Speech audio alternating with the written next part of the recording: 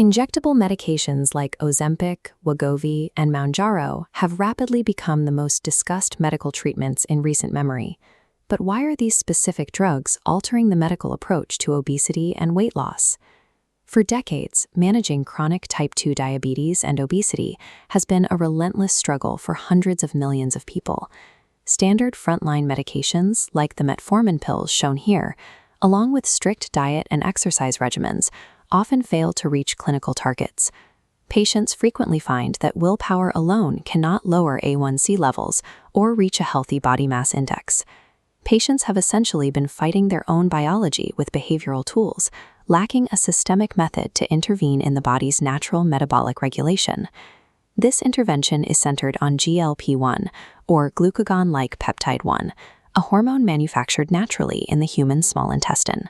The latest generation of injectable treatments are scientifically engineered to mimic this exact intestinal hormone. These medications use specific active ingredients, primarily semaglutide, liraglutide, and the dual agonist Tirzepatide. By replicating the actions of this single hormone, these drugs prompt the body to initiate a powerful, multi-organ metabolic reset. Once injected beneath the skin, these highly engineered, synthesized medication molecules travel rapidly through the complex pathways of the human bloodstream. They bind directly to GLP receptors, found on cells throughout the entire body.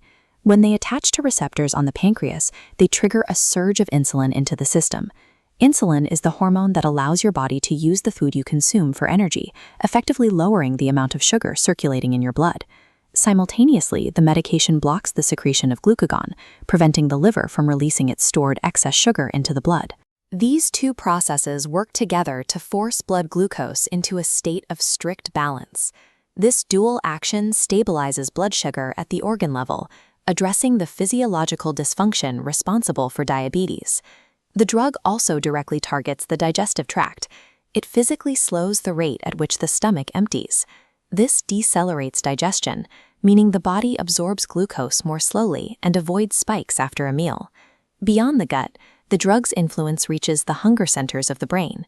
The medication sends satiety signals to these neurological centers, reducing overall appetite and suppressing the psychological feeling of hunger. By physically slowing digestion and neutralizing neurological cravings, the drug removes the biological friction that often causes traditional dieting to fail. These four distinct mechanisms combine to achieve their primary clinical uses: managing type 2 diabetes and treating obesity. This chart shows the physiological impact over time. Beyond weight loss, patients show downward trends in blood pressure, fatty liver disease, and risks of heart and kidney disease.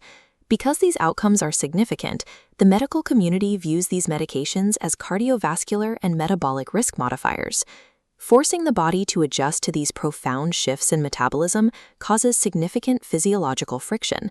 Patients commonly experience gastrointestinal side effects, including nausea, vomiting, and diarrhea. These symptoms typically peak when patients are starting the medication or increasing their dose.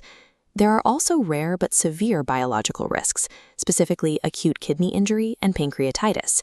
Clinical documentation also notes a risk for medullary thyroid cancer and potential severe allergic reactions. The medication carries absolute contraindications.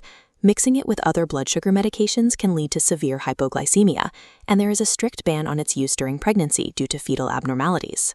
Because the medication induces such widespread changes across multiple human body systems, its potential biological consequences are equally systemic.